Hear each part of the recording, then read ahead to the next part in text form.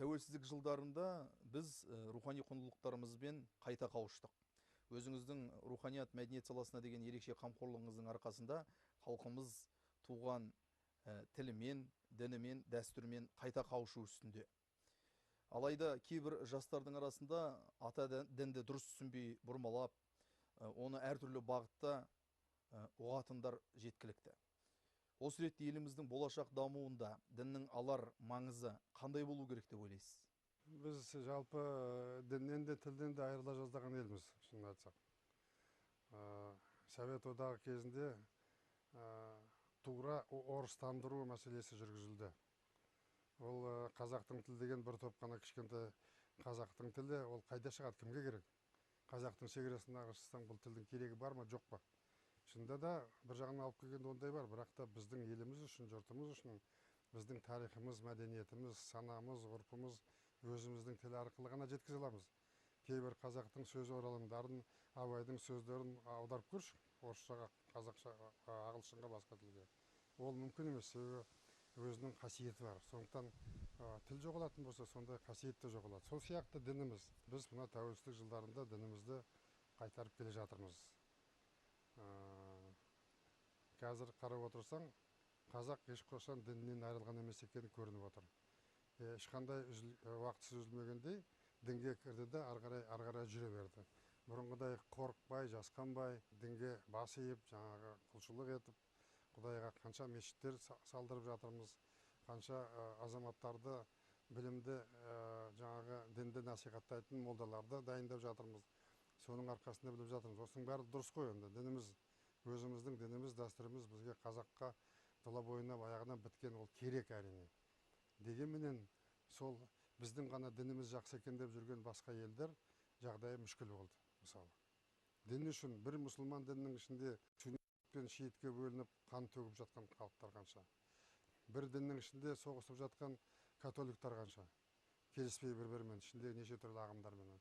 Сондықтан біз абайлауымыз керек. Мына дінге болды екен, біздің дініміз керемет, басқа діндердің керегі жоқ деп, бірақ біздің дініміз өзіміздің дініміз. Басқаны да үйренуіміз керек, білуіміз керек, сыйлауымыз керек, құрметтеуіміз керек. Сонда біз мұсылманның дінін де құрметтейтін болады. Дінге бас ұрып жүрген кезде біз діннің жаман жағына түсіп кетуіміз керек. Бізге зиян келтіретін дін ағымдары бар. Қан төгіп соғыспенен дінді орнатып мемлекеттік дін жасаймыз дегендер бар. Анау баяғы Мұхаммед пайғамбардың сахабалары кезінде, Омар, Осман, Алидің кезіндегі халифатты қайттан орнатамыз деген, ол жаулап алу мәселесі болатын. Османдардың тарихы болатын. Одан біз ажырап, өзіміз дегенде дінді мынау иманға жақындатуымыз керек, имандылыққа, діннің жақсы жағын алу керек.